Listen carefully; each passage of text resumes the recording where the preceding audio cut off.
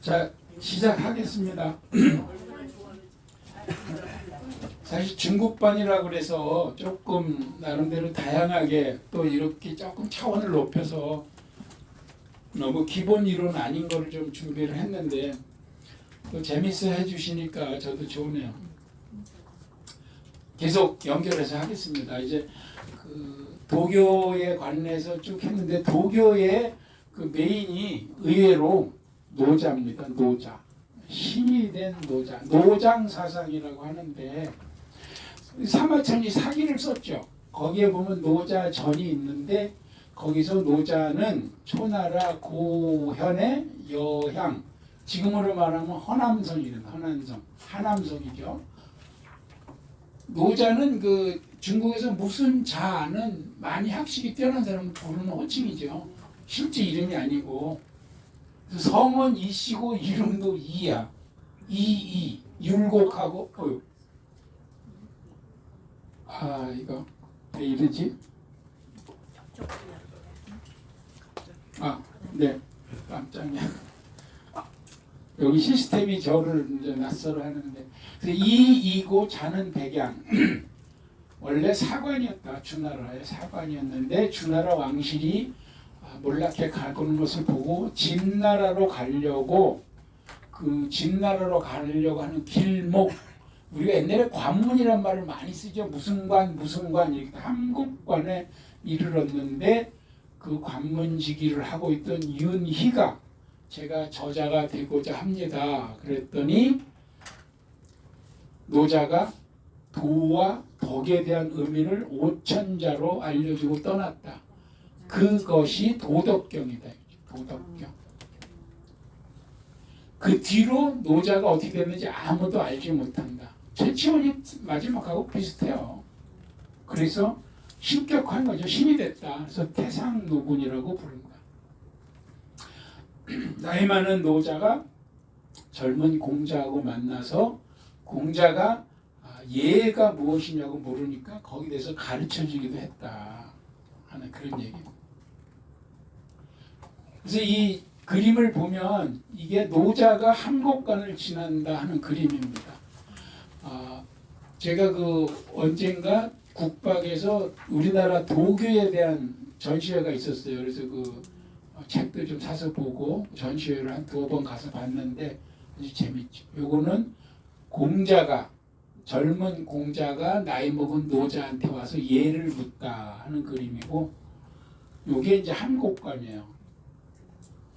만리장성은 산해관, 다 그런 관문이 있죠, 중국은. 그래서 그 관문을 지키는데 여기서 물어본 거예요. 그래서 도와 덕에 대해서 알려준 도덕경이 여기서 나왔다.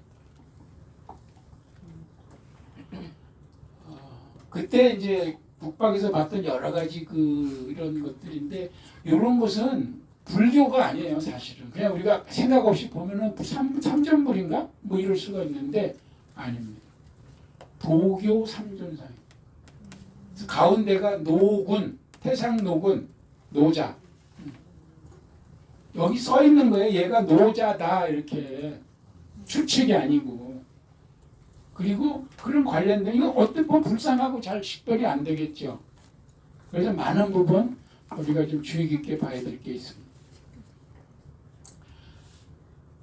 예로부터 하늘, 땅, 물을 신성시했는데 도교에서도 해와 달, 북두칠성, 하늘을 섬기는 거죠. 심지어 제가 경복궁 답사기에서 아주 많은 분량을 할애한 게 뭐냐면 근정전의 월대 난간에 새겨진 동물들이 과연 뭐냐, 12지신인가? 아니라는 설이 많다니까요. 사방설에 아까 좌청령 우백호 남주자 북현문은 맞고 쌍사자도 맞고, 근데 나머지는 돌아가면서 계산을 해보면 12지신에서 개와 돼지가 없는데 나머지 열띠다 라는 설이 일반적인데, 반론이 뭐냐, 별자리 27수다. 그게 일본에서 발견된 경복궁 중건 기록에 또 그렇게 나와 있다는 거예요. 그래서 그 이론이 상충되어 있는데 제가 그 답사기 책에 그거를 양쪽 주장을 다 실었어요. 사진하고.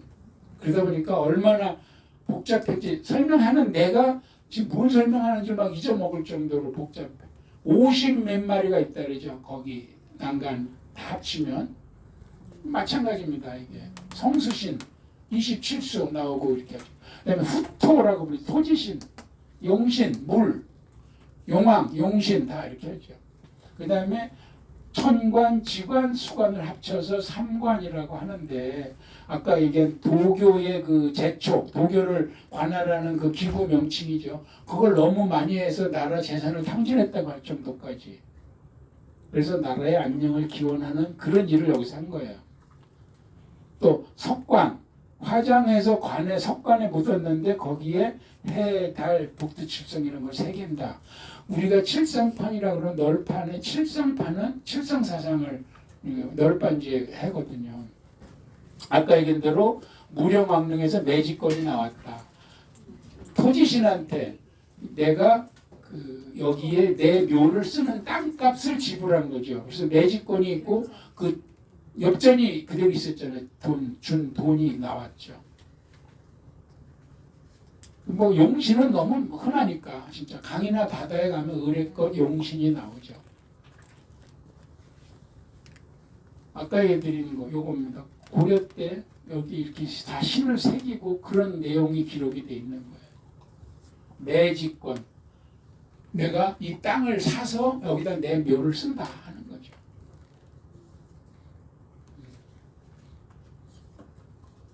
그리고 동전도 같이 묻어요. 그 무령왕릉에서도 동전이 나왔어요. 꾸러미로. 바로 이겁니다. 자, 이런 거는 뭐 왕권이니까 검이 나온 거는 뭐 그냥 이건 도교하고 무관하다고 보여지지만 이 진묘수 무덤을 지키는 동물 저 듣지도 보지도 못했는데 아주 재밌게 생겼더라고요. 그 다음에 이게 바로 오수전 매직권을 쓰고 돈을 낸 겁니다. 그 다음에 왕릉 묘지석이 있죠. 묘지석. 왕과 왕도 있고. 여기에 아주 그 도교에 관한 백제 사람들의 신앙이 그대로 여기서 다 노출돼. 자, 하이라이트. 우리가 지금 백제는 제가 뭐라고 늘 표현하냐면 백제를 찾아서 답사를 가끔 하는데 한성백제, 공주백제, 부여백제, 웅진삽이죠. 옛날.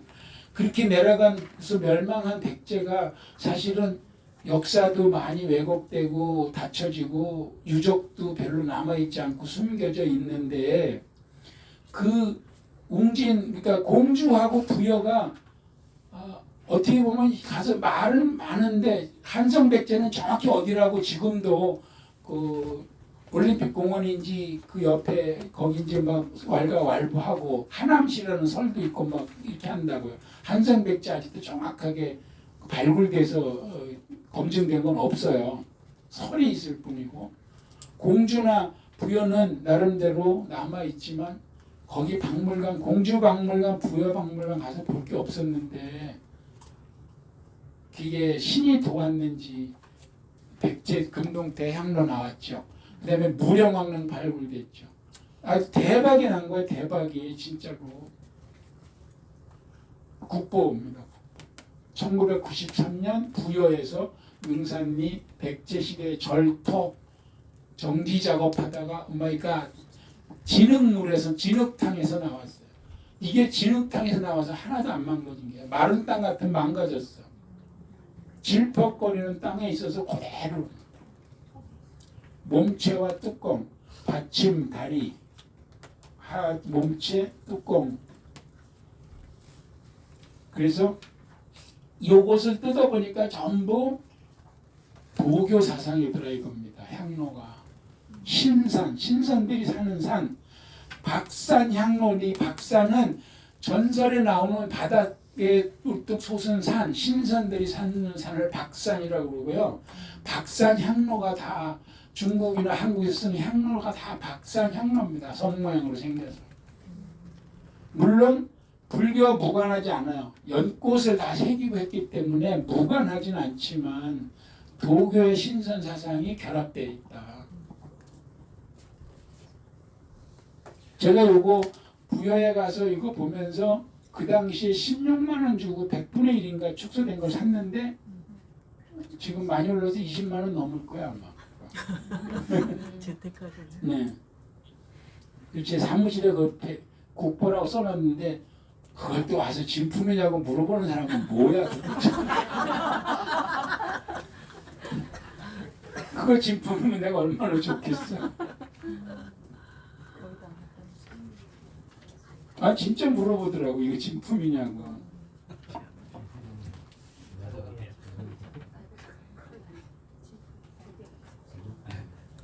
잠깐만요 이게 연결이 돼야 되는데 왜.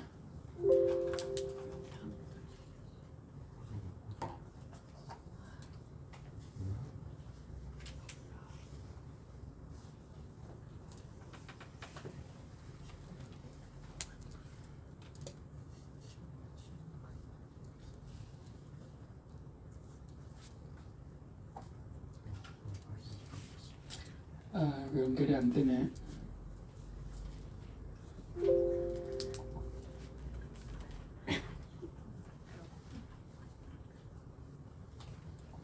네, 이거 다음에 보여드리겠습니다. 자, 요거 보면 금동 대향로의 재원입니다. 재원. 높이 61.8, 무게 11.85, 몸통 지름 19cm. 아까 얘기한 이 받침은 용입니다. 용. 용이 다리로 탁 짚고 서 있어요.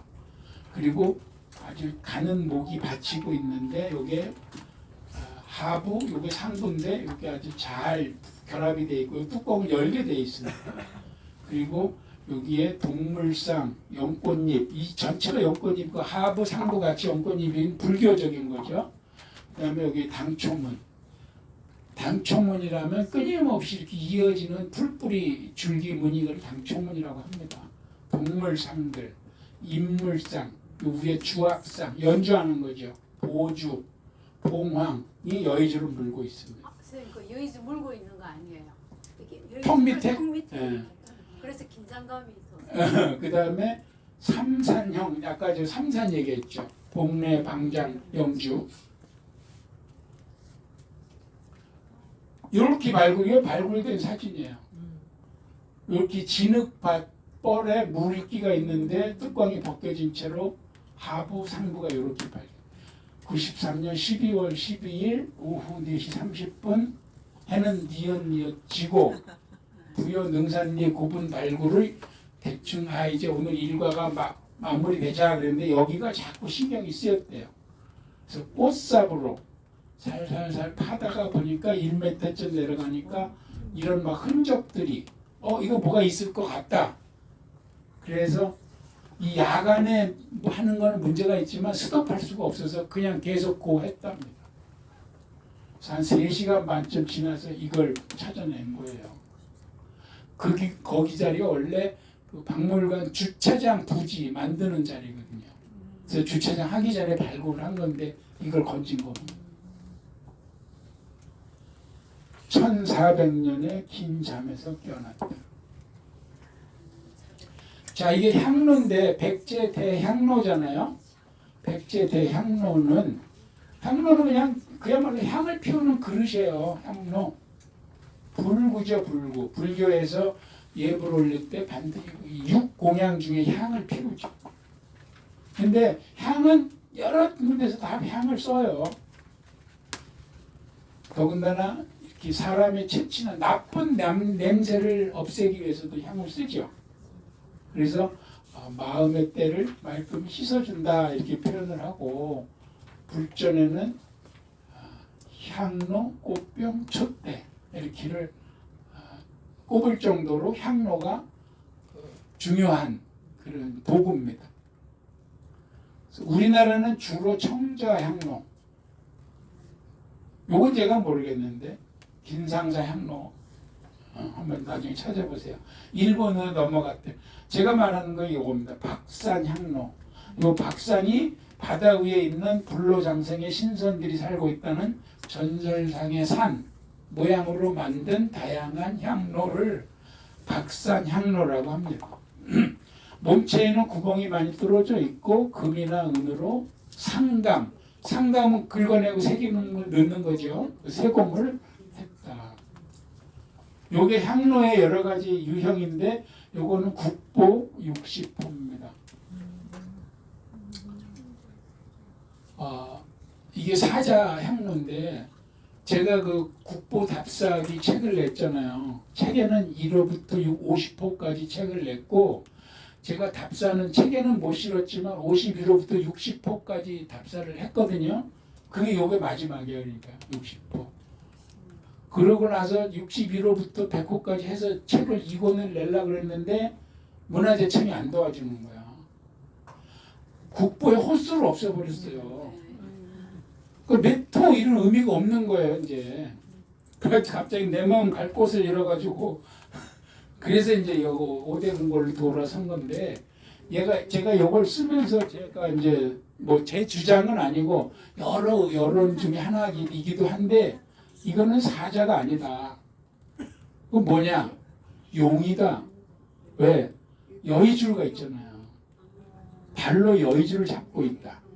뭐 그런 주장들도 있어요. 그다음에 요게 이제 박산 향로야. 요게 바다에 있는 신선이 사는 데는 전설상의 섬. 이쁘죠? 요건 세구. 응? 여기 향을 피워봐. 얼마나 멋지겠어. 박산 술단지.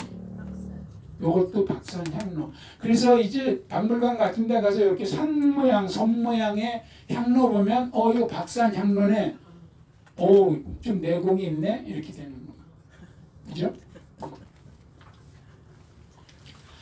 금동 대향로는 아까 그렇게 쭉 나와 있다고 했는데 이 봉황은 천하가 태평할 때 나타나는 상상의 새. 날개 쫙 펴고 아주 도도해요. 그 여의주 아까 우리 문종서 씨가 얘기한 대로 턱 밑에 딱 여의주. 나 지금 내 거야 딱 하고 있죠. 그 다음에 여기에 구멍이 뚫려서 요걸 쫙 이렇게 향이 연기가 올라옵니다. 실제로 피부에 펴보면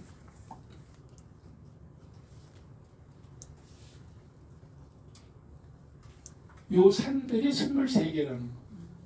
그래서 4겹, 5겹으로 돼 있고 이 주악상이라 그랬죠. 위에 연주하는 걸 주악이라 그럽니다. 그래서 피리, 소비파, 현금, 부 이런 거 5인. 그 다음에 무인상, 기마수렵 막 사냥하는 거 그런 것들이 있어요. 그래서 16인. 그 다음에 각종 동물들, 심지어 상상의 동물 이런 거에서 날짐승, 호랑이, 사슴 등 39마리. 6개의 나무와 12개의 바위, 산길, 길 사이로 흐르는 시냇물, 폭포, 호수. 대단한 겁니다, 사실은. 또 전체적으로는 연꽃의 형성을 가지고 있고 연잎 이파리에도 다 이런 불사조, 물고기, 사슴, 학 26동물이 돼 있고 요 받침대가 또 용이라니까 용 딱 삼각 균형을 딱 맞춰가지고 용 발이 아주 날카롭게 돼 있어. 진짜 이거 장인이 대단한 분인 것 같아. 아까 그 클릭이 안 된 게 뭐냐면 자꾸 안 되는 게 제가 그 부여박물관 가서 저거 실제로 향 피운 걸 동영상 찍은 거거든요. 그게 지금 연결이 안 되네. 보여줘야 되는데 그거 조회수도 꽤 많은데 제가 인스타그램에 올려가지고 그래서 제가 나중에 거기다 올려드릴게요. 그 PPT 올릴 때 그 동영상 올려드릴 테니까 한번 보셔요. 자, 그 다음에 이제 우리가 답사를 다니다 보면 동천을 많이 봅니다. 백석동천, 뭐 함허동천, 무슨 동천. 제가 그걸 얘기할 때 그랬어요. 그냥 하늘 아래 살기 좋은 동네다 이렇게 생각하시면 됩니다. 얘기를 했는데 결국 이건 신선사상에서 나온 거예요. 신선이 사는 곳, 동천 북지, 불로 불사, 늙지도 않고 죽지도 않는 겁니다. 중국에 말하는 곤륜산의 서왕모가 이 반도 복숭아입니다. 복숭아 이 손오공이 이거 훔쳐먹은 거예요. 그 스토리가 나오는 거죠. 여기에 신선사상에 이 서왕모가 아주 대단한 근데 저기 이화여대 그 무슨 교수야 그 양반이 아주 우리나라 이 신선 도교 사상의 일인자인데 그 양반하고 제가 제주도 2박 3일 그 신선 그 사상 원료를 찾아서 여행을 같이 했었거든요. 재밌어요 아주 말도 잘하고. 아까 이 삼신산 무조건 삼신산입니다.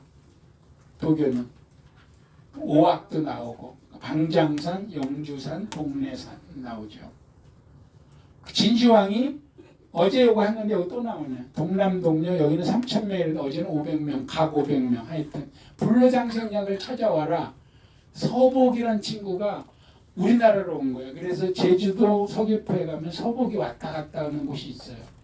진시황의 명을 받고 동남 동료 500명씩을 데리고 금은보화를 싣고 서귀포를 들렸다가 어디로 갔다? 오키나와에 가서 자기 나라 왕국을 만드는 거야. 진시황한테 내가 왜 돌아가냐? 땡큐지 하고 받아가지고 와서 자기 나라 만든 그 스토리입니다. 그 다음에 국남지, 안압지 등등 산 3개 만든다 무조건. 삼신산에서 뿌리를 내린 것이다. 아까 얘기한 무슨 동천, 백석동천, 함호동천, 하늘 아래 살기 좋은 곳, 신선이 살만한 마을, 복지, 천하복지, 청와대 뒤에 새겼다는 거, 복지, 다 이런 사상이 도교 사상의 생겨. 윤선도가 거기 어디죠? 복일도에 가면 동천석실이 있습니다. 이동천입니다. 동천석실. 명산에 바위글씨 많습니다. 그래서 무슨 동천 막 복지 그 인터넷에 제가 가끔 이런 강의 내지는 이런 설명을 할 때 제가 서글픈 건 뭐냐면은 길게 설명했는데 시큰둥하게 그 뭐 인터넷에 다 나오는 얘기를 이런 식으로 반응하는 경우가 많아요. 그래서 좀 서운할 때가 있는데 물론 다 있죠. 인터넷에 없는 게 어디 있어. 정리하고 소화해서 전달하는 과정이 중요한 거예요. 인터넷에 없는 걸 내가 만들어낼 정도면 제가 여기서 하겠어요? 그러니까 근데 더 놀라운 거는 그 인터넷에 있는 데이터들이 쓰레기가 너무 많은 거예요. 그래서 그걸 믿으면 안 되고 심지어 사소한 오탈자가 그냥 계속 카피되가 컨트롤 C, 컨트롤 V 하면 그냥 넘어가는 거예요. 제가 하나 예를 들어 설명할 테니까 저녁에 가서 당장 찾아보세요. 뭐가 있냐면은 윤선도의 동천석실 이렇게 돼 있잖아요. 윤석도의 동천석실도 있어. 누군가가 처음에 오탈자를 한번 탁 친 거예요. 그걸 복일도는 무조건 그걸 퍼가서 윤선도보다 윤석도가 더 많아 지금 인터넷에는. 이런 게 지금 참 우리가 경계해야 돼. 그래서 컨트롤 C, 컨트롤 V 함부로 하면 안 됩니다. 제가 그 답사 다닐 때 유홍준이도 틀린 거 얘기한 거 있다 그랬잖아요. 전에. 그거를 오만 대 퍼가지고 그걸 어떻게 뒤집을 수가 없는 거야 이제는. 맞습니다. 예. 차라리 빨리 그 벽에 있는 글씨를 고치는 게 더 빠를 수도 있어요. 틀린 거에 맞춰서 고쳐버리면 진짜 윤석도의 동천석실 딱 쳐보세요. 그렇게 7자 엄청 많이 나와요. 이게 지금 우리 한계입니다. 한계. 자, 아까 얘기한 대로 그 서왕모가 권륜산에서 그 유명한 복숭아, 그 서왕모 신화 그림 많이 나옵니다. 복숭아 해놓고 신선들 초대하는 거. 권륜산이란 어디냐? 여기 나옵니다. 서해 남쪽 흑수의 앞쪽에 큰 산이 있는데 권륜구다. 어떤 신이 있어 사람의 얼굴에 호랑이의 몸을 하고 꼬리에 무늬가 있고 모두 흰데 여기에 산다. 등등 막죠. 어떤 이는 머리 꼬미개를 꽂고 호랑이 이빨에 표범의 꼬리를 하고 동굴에 사는데 서왕모라고 한다. 그래서 막 활 쏘고 막 그 까마귀 나오고 태양을 떨어뜨리고 막 이런 신선들 얘기 많아요. 달에서 토끼가 방아 찢는 거 다 이런 데 관련된 도교 스토리입니다. 그래서 권륜산 얘기라든지 여기 거울이고 이제 그 낭낭유물인데 여기에도 다 이런 영생과 불사의 여신이죠. 서왕모를 새긴 전돌 그 바닥돌 그 구워서 하는 걸 전돌이라고 그러죠. 요거 유명한 신선 저기 새 그림이에요. 고구려 겁니다. 요지연도 이거는 주나라 임금이 서왕모 초대를 받아서 곤륜산에 있다고 하는 요지에서 연회에 초대받아서 갔다는 신선 사상 그림입니다. 이런 것이 아주 그냥 그 널리 퍼져 있었던 거죠. 이건 조선시대 겁니다. 복숭아 모양 연적. 연적 아시죠? 연적. 내 연애의 적수가 아니고 진짜 연적 이쁜 거 많아. 연적 막 개구리 이런 거 막 탐나. 그 물 붙는 연적 복숭아 모양. 요거는 토끼하고 거북이, 수막새죠, 수막새. 거울. 그 스토리들이 다 있는 거예요. 토끼가 찍고 있어. 뭘 찍고 있어? 밥하려고 쌀 찢는 게 아니고요. 불사약을 만들고 있는 겁니다. 절도에도 다 있고. 우리도 광안루에 항아 얘기 나오고 개수나무 얘기 나오고 다 그게 불사약을 지어서 늙지 않겠다는 바람을 거기 가지는 거예요. 제가 얘기했죠. 서왕모가 토끼가 서왕모를 해서 달에서 이걸 찍고 두꺼비가 요거를 훔쳐먹어. 그래서 달로 도망가서 지금 달에 있다. 그런 얘기들이에요. 이게 얘기를 만든 기왓장에다가 새긴 거죠. 그래서 도교 사상의 결론적으로 가면 뭐가 나오냐. 그럼 내가 신선이 되는 방법은 뭐냐. How to. 어떻게 하면 내가 신선이 될 수 있는가. 그 신선 사상이 실제로 그 만연했어요. 여러 군데서. 여기 속아서 간 사람도 많을 거야 아마. 신선처럼 불로장생, 불로불사 하는 거. 그래서 외단, 내단, 외부적으로 내부적으로 이렇게 우리 육체의 안과 밖으로 해서 불사약을 먹거나 곡식은 아예 안 먹고 뭐 호흡, 복식 호흡 같은 거.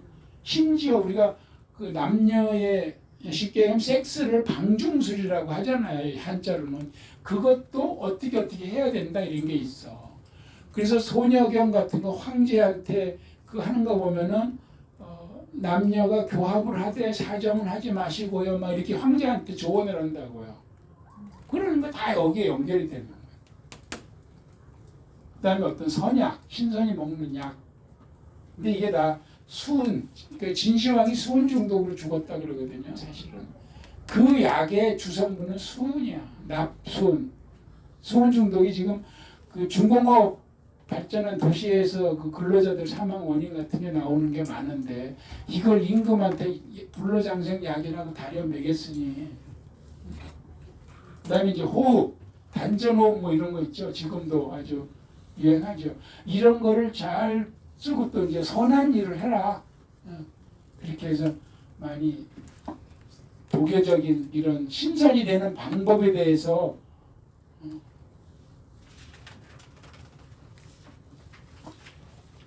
그 문갑식 기자라고 아주 유명한 기자가 있는데 이 양반이 보면은 이 얘기를 합니다. 동의보감에 나오는 거예요. 우리 몸에는 세 가지 종류의 벌레가 그게 30충의 사상이에요.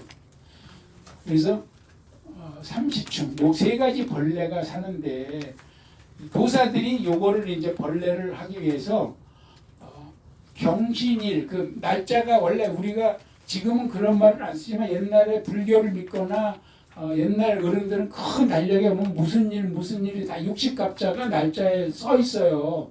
그 날에 나쁜 짓을 하니까 그날은 자면 안 된다는 거야.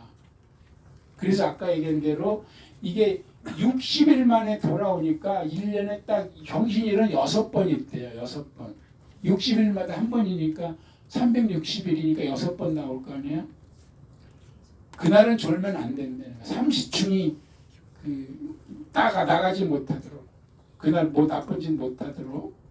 그다음에 아까 얘기한 대로 그날이 섣달 금음날은 하늘에 올라가서 이 몸의 주인이 한 짓을 고해 바치기 때문에 못 나가게 해야 된다. 그래서 잠을 자면 안 된다.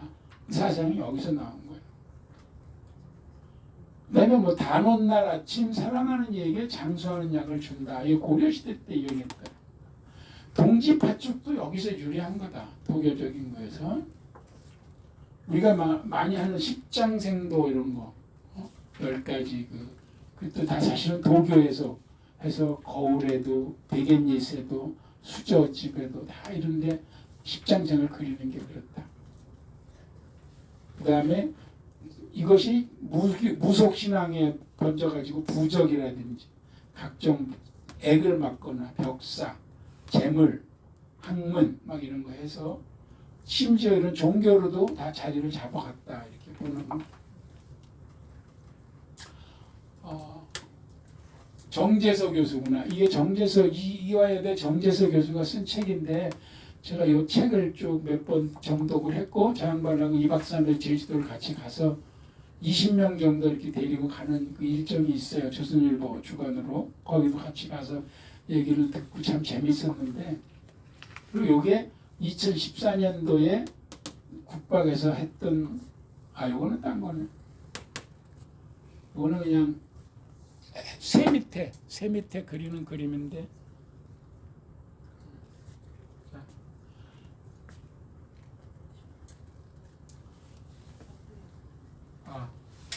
이렇게 여러 가지로 온 남의 집 살림 티가 나.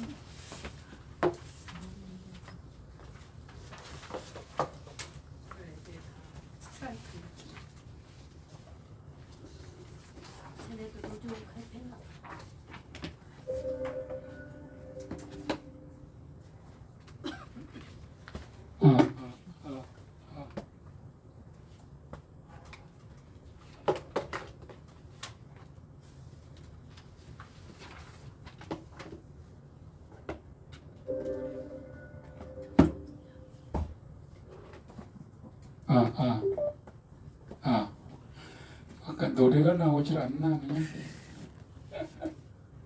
자 해서 도교에 관한 도교에 관한 얘기는 마무리 짓겠습니다. 짓고 자료의 두 번째 파트가 이제 서원에 대해서 제가 간단히 좀 설명을 하고 오늘 마치도록 하겠습니다. 1시간 반 정도 도교 설명을 했고요. 서원은 세계유산에 우리나라 서원 9개가 등재가 돼 있죠. 그래서 서원에 대해서 간략하게 그 배경 지식, 기본 이론 이걸 좀 설명을 해드리고 오늘 마무리를 짓도록 하겠습니다. 서원을 얘기하다 보면 어제도 제가 그 김종직이를 수요 포럼에서 설명하면서 이 살인 얘기를 했는데 살인 또는 사족, 아주 문벌이 좋은 선비 집안 사족, 살림은 전원의 살림에서 공부하는 학자들을 원래 얘기합니다. 그 뿌리는 고려를 멸망시키고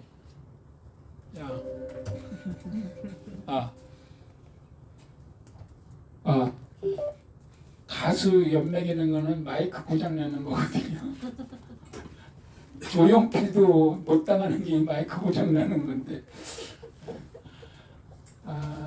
고려가 망하고 왜 진짜 와이카노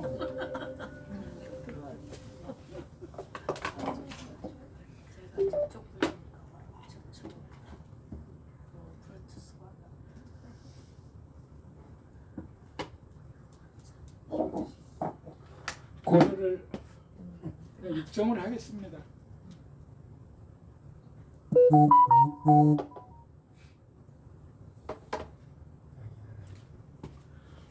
조선이 고려를 멸망시켰을 때 그 많은 고려의 학자들이나 벼슬아치들이 조선에 협력하지 않고 등을 돌렸어요. 그리고 들어가서 숨어 사는 게 두문동이죠. 개성의 두문동.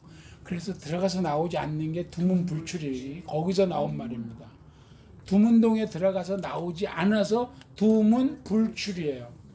이 두문동이 저 강원도 영월 그쪽 정선 태백 가는 곳에도 소두문동이 있습니다. 그래서 아무튼 그렇게 그냥 공부만 한 거야. 벼슬 난 몰라. 그리고 살림에서 실제 뭐 산에서 했다는 뜻은 아니고 그러니까 소위 말해서 제야라고 그러죠 우리가 제야에서 벼슬을 멀리하고 저 고려를 엎은 조선을 아주 저기 하면서 증오하면서 멸시하면서 내 공부만 했는데 그 사람들이 커서 올라온 거예요. 그리고 결국은 나중에 그 학문의 이제 맥이 우리가 잘 아는 안양이라든지 목은 이색이라든지 정도전, 정몽주, 길제 이게 아주 어제하고 많이 겹치네. 김종직이 그야말로 이제 영남 학파들이 부상을 해서 벼슬의 핵심적인 자리로 뛰어 올라오죠. 김일손, 정여창, 김경필, 조광조 뭐 아주 잘 아는 이름들이잖아요. 이게 바로 성종 때 어제 우리가 성종 공부했거든. 그래서 성종 때 살인파가 중앙 무대로 올라와요. 드디어 고시 합격해서 등과하는 거야 이제. 그랬다가 연산군 때 성종의 아들 연산군 때 4대 사화로 아주 피바람이 불죠. 그래서 사화라고 함은 살인이 화를 입었다 그래서 사화라고도 해요. 그 뜻에서 유래가 되는 거예요. 그랬는데 지금 핵심은 지금 서원을 설명하는 거니까 요거는 여기까지만 얘기를 하고 그 흐름에서 봤을 때 이 살인 문화의 상징이자 꽃이 서원이다. 공부하는 그런 어떤 협의체가 서원이죠. 물론 공부만 하는 것이 아니라 자율적인 향촌 지배 기구야. 그 마을에서 그래도 존경받고 제가 우리 내문답이랑 어디 가면서도 우스갯소리로 배운 사람이 그러면 돼요? 이렇게 표현을 하는데 배운 사람이 나서서 그 어떤 여론을 주도해주고 시시비비를 가려주고 법에 가지 않더라도 그건 그러면 안 되지 이렇게 해주는 거야 거기서. 그게 향촌의 지배예요. 자율적으로. 또 무슨 일이 생기면 와서 여기 와서 물어보고 판단을 받아가고 막 이렇게 하는 거거든요. 그리고 또한 공론의 진원지, 여론을 만들어내는 어떤 그런 곳이 되는 거예요. 요번에 뭐 임금님이 어떻게 큰아들을 놔두고 둘째 아들을 세자로 임명했다. 아니 그럴 수가 있는가 막 그런 여론이 막 밑에서부터 만들어져 올라가는 진원지가 되기도 하는 거죠. 그래서 여론과 정치의 장도 됐다. 이것이 나중에는 붕당 정치로 막 그냥 이제 파가 다르면 인정을 안 하는 지금 우리나라도 아주 대표죠. 무조건 틀렸잖아 상대방은. 그렇게까지 가다가 결국 서원의 위상이나 이런 것들이 이제 된소리를 맞고 역사의 무대에서 사라지게 됐다 하는 그 얘기를 간단히 우선 전개를 했습니다. 그러한 서원이 처음엔 어떻게 됐느냐. 지금이나 그때나 이 공교육이 문제야. 공교육이. 공교육은 잘 안 믿어. 사교육이 이게 사립이거든요. 서원은 향교는 공교육이야. 공립이야. 공립. 그게 관학이 공교육이 좀 쇠퇴가 되고 이 공교육 향교로 평민들이 오니까 나름대로 뼈대 있는 집안 자식들을 글로 보내기 싫은 거예요. 그래서 따로 좀 뭐 우리는 노는 물이 다른데 그걸 만들어야 되겠다. 그러면서 바로 일호구로 만든 게 중국의 아까 주자도 얘기했지만 주자의 백록동 서원. 백록동 서원이 중국의 주자가 만든 서원인데 이거를 카피해서 우리나라에 만든 게 중종 때 풍기군수 주세붕이가 백운동 서원을 만들었어요.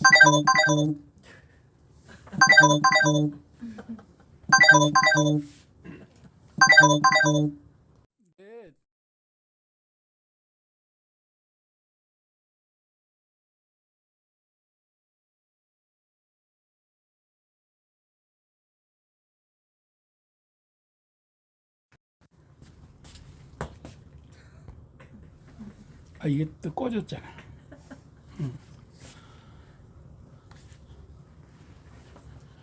그래서 이때 백운동 서원이 생겼고 그 뒤에 온 군수 후임 군수 이황이 나라에다 요청을 해서 소수서원이라는 명칭과 액자에 쓴 글씨를 받아요. 그때부터 이 사원이 공식화되고 이 사액, 공인을 받았대. 임금으로부터 인정을 받고 이름까지 받는 이것이 이제 시작이 된. 그래서 이게 중국의 백록도고 사슴록자입니다. 그걸 보면은 그때 사슴을 거기서 뭐 키웠다는 그런 설이 있는데 이건 뭐 네이버에 검색하면 자세히 나오니까 그걸 참고하시고, 백운동 서원은 지금 소수 서원의 시작할 때 이름입니다. 근데 초창기에는 백운동 서원 만들었을 때 그 지역의 사족들이 별로 시큰둥했어요. 뭐야 저거 이렇게 지금. 그랬지만 아까 얘기한 대로 이황이 와가지고 판약을 받고 나름대로 임금이 내려줬다고 막 하는 게 보니까 야 이게 우리가 가서 좀 같이 조인해야 되겠다. 임금이 써서 내려줄 정도니까. 그 다음에 서적도 줘, 땅도 줘, 노비도 줘. 그러니까 그쪽으로 모여들게 된 거예요. 그러면서 아까 얘기한 대로 향촌, 자율적인 그런 어떤 의사결정도 거기서 하고 이제 사림들이 그쪽을 중심으로 모이게 되겠죠. 그러다 보니까 강의 수준도 높아져서 그 어떤 학맥, 학파 이런 게 막 생기는 겁니다. 그리고 거꾸로 거기서 만들어진 어떤 여론이나 이런 학파가 중앙 정계를 좌우할 정도가 되는 거죠. 그것이 나중에 붕당 정치가 됩니다. 그 학파로 큰 것이.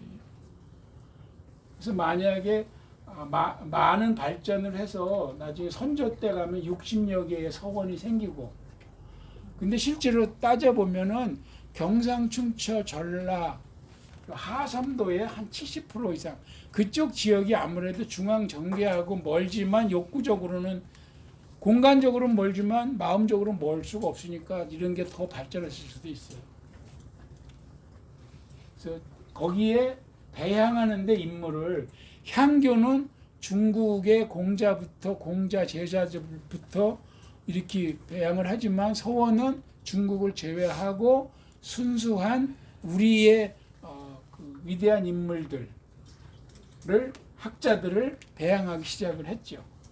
근데 이것도 나중에는 파당이 갈라지면 다른 파는 배양하지 않고 아주 대접을 안 해주는 아주 반목 질서가 여기서 또 나옵니다.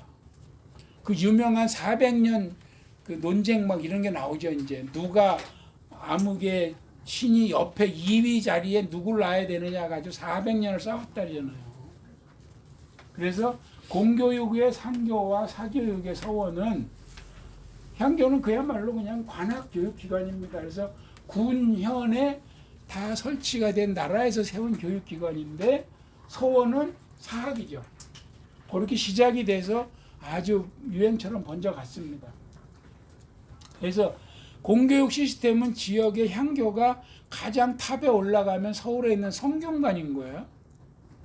그러나 사획서원은 그거에 관계없이 지역이나 이런 거에 제한은 없지만 그 비중에 따라서 임금으로부터 사획을 받았느냐 못 받았느냐를 가지고 막 이제 우열을 가리는 그런 개념으로 돼요.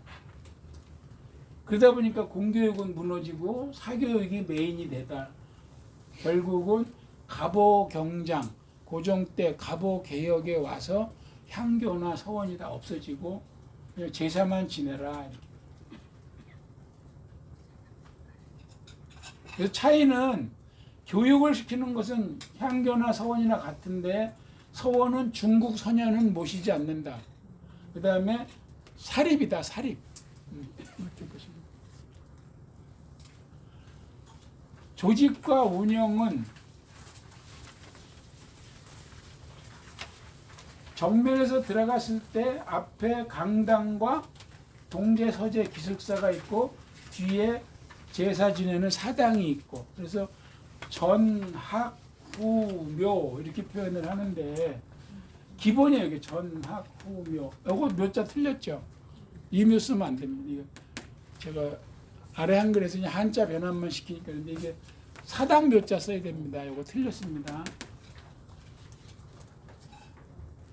경산서원 같은 경우 아주 대표적인 거죠. 들어가면 누각이 하나 있고 동제, 서제 기숙사가 있고 강당이 있고 뒤에 사당이 있고 사당에 여기에는 이제 그 인쇄하는 목판, 여기는 제사 지내는 집기들, 요건 관리인 숙소 이렇게 해서 전학 후묘가 기본적으로 돼 있다.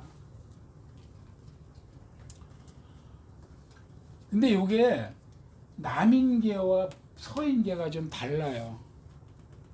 특히 원장회 같은 경우는 쉽게 얘기하면 이거예요. 그냥 한마디로 남인계는 실제로 그 원장이 있어. 서인계는 이름만 걸어놓고 거기에 와 있지 않아.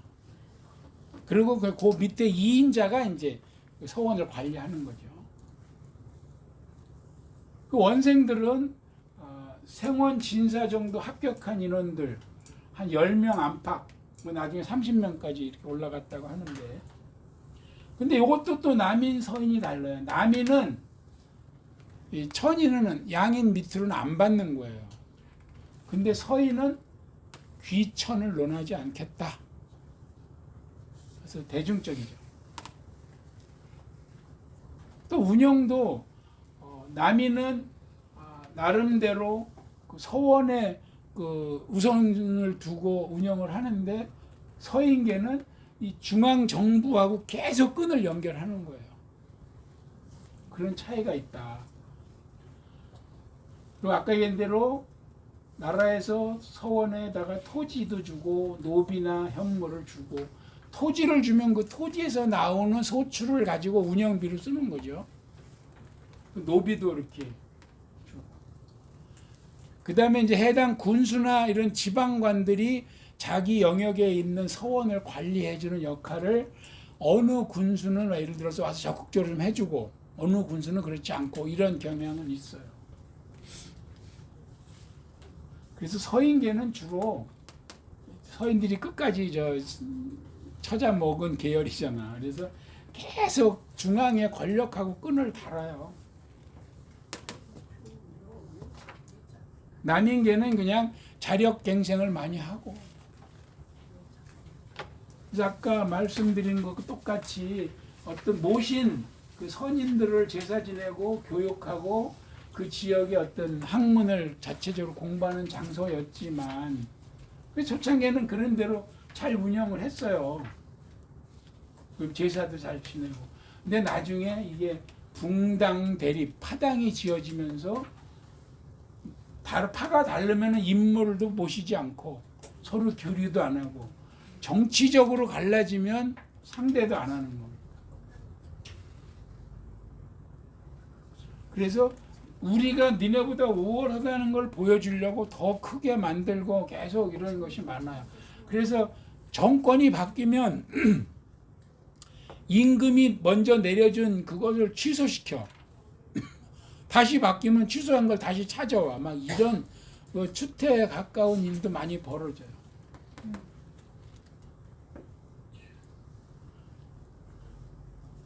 그리고 남설이라 그러죠. 남설. 남용은 그러니까 악젓하고 남용 말고 뭐 양모르고 오용 말자. 그 남용이나 똑같은 남설. 너무 많이 짓는 거예요. 이제 너무 많이.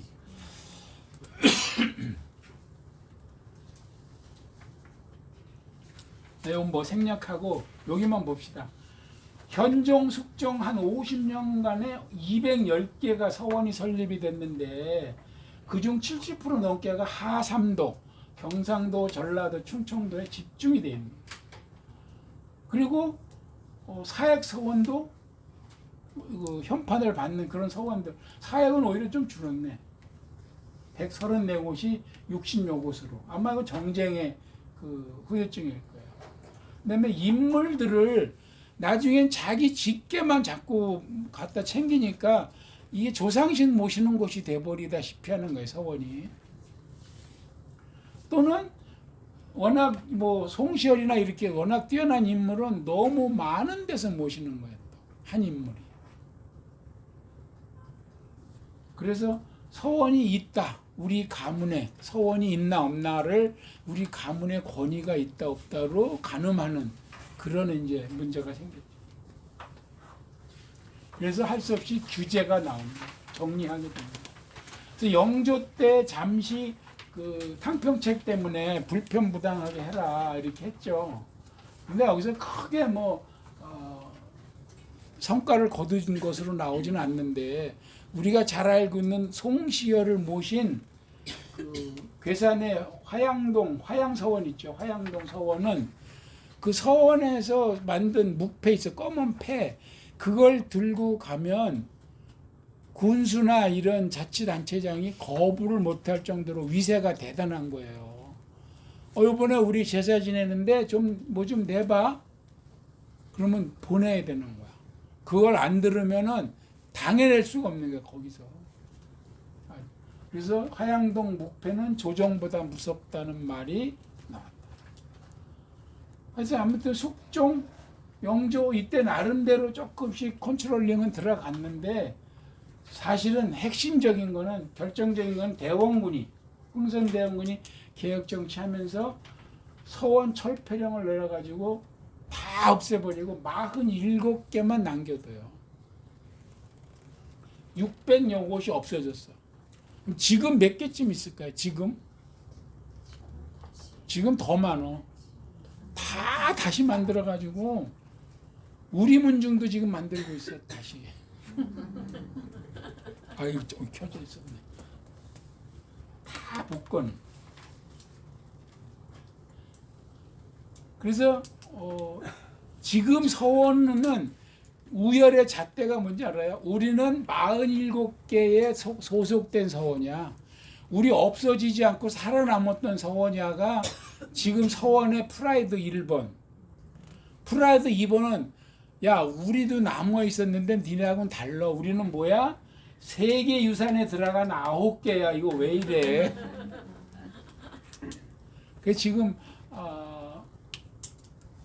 9개 서원은 충청도는 도남서원 하나, 전라도는 남도에 피람, 북도에 무성 하나씩, 나머지 6개는 경상도에 우리가 잘 아는 소수서원, 도동서원, 남계서원, 병산서원, 도산서원, 옥산서원. 그래서 9개 서원이 세계유산에 등재가 돼 있습니다. 그리고 요 47개는 대원군 때 살아남은 서원들입니다. 모르는 것도 많죠. 북한에 있는 건 뭐 알 수 없고, 그죠? 북한은 지금 체크가 안 되고, 요런 거는 포충사 이런 거는 서원이 아니고 사당만 있는 겁니다. 사당만. 노강서원 이런 건 지난번에 그 사육신묘 할 때 제가 설명했는데 기억하나 모르겠어요. 네. 그래서 포충사, 충렬사 이런 건 사당만 있는 거고 무슨 서원 하는 거는 전학 후묘 공부하고 제사까지 다 있는 것입니다. 자 여기까지 해서 앞에 도교 상황은 나름대로 잘 했는데 그 서원할 때는 마이크가 갑자기 속을 새겨가지고 특히 영상 보시는 분들이 어떤가 모르겠습니다. 아무튼 오늘 강의 마치겠습니다.